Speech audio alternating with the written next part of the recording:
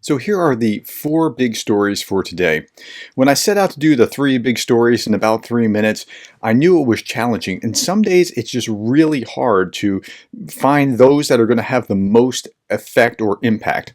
So what we know is that Avdiivka fell over the last few days. The Ukrainians have pulled out. Here's RT talking about how Avdiivka was liberated, according to Moscow. Well, what does liberation look like? This is a picture from CNN about a week ago. That's liberation. See the destruction there? This is liberation of the city. It's destroyed. I mean, okay. In the meantime, Biden is blaming congressional inaction for Ukrainian withdrawal of the key town in a call with Zelensky. They're out of artillery shells, and we're going to come back to that in just a little bit. But when Biden does this, it comes across as just partisan politics. Now, he's right. The Republicans are wrong.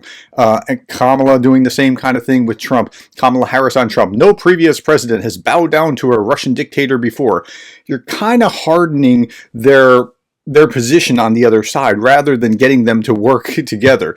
But nonetheless, I think we're going to see a breakthrough. The GOP House Chair, Representative McCaul, the GOP House Chair, says that Johnson has no way out of a Ukraine floor vote. It is coming. I've been telling you it's coming. They're working on it. It's coming. Now, if you don't believe me and the Republican who was just saying it in the House, how about Biden? Biden is confident on a $60 billion Ukraine war aid package. This just came out 9 hours ago today. So, it is in the works. It will be there. But in the meantime, we had devastating problems where they ran out of artillery. So what are we going to do about running out of artillery? Well, Denmark, the Prime Minister of Denmark says they're going to donate all of their artillery to Ukraine.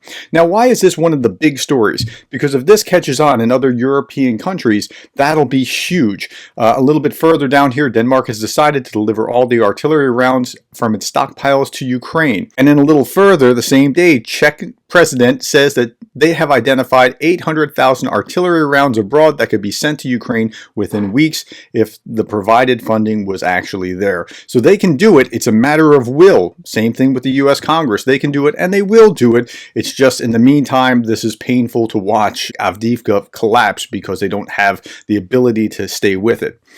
Dutch Prime Minister says fear of Navalny shows Russia's state's weakness and insecurity. I think he's absolutely right. Why are these people being arrested in Russia while they're protesting? What's going on here? Let's think about this.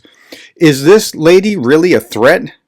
But Navalny is, and the idea of Navalny is. And now that he's been killed, he's been martyred, and he's bigger than he ever was. But Putin wasn't seeing that on the front end. Okay, those are the four big stories for today. Thank you for your time. Thank you for the likes and the shares and the subscribes. And thank you for being the kind of person that cares about Ukraine.